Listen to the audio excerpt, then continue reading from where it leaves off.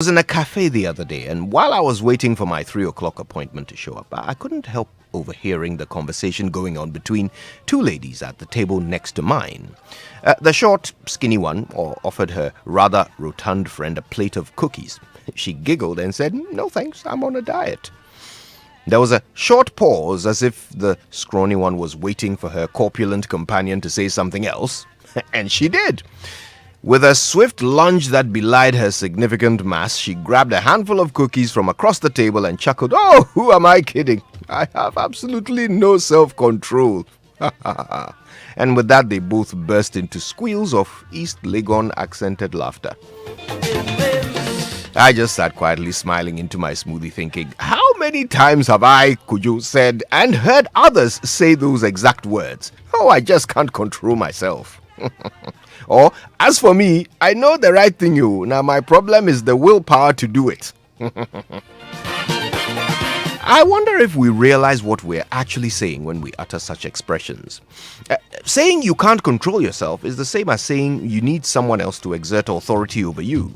It's like saying you don't have a mind of your own. It's like saying you're a slave. Is that true? Are you really a slave to your desires?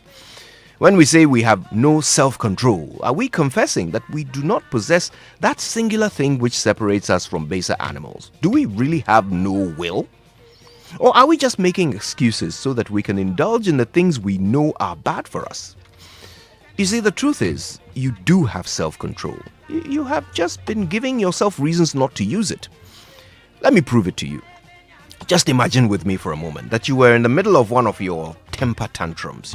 Someone at home has done something silly again, and you're really letting them have it. Fire pouring from your nostrils, smoke coming out of your ears. You're expressing your red hot anger at the top of your voice. And then suddenly, I knock on your door.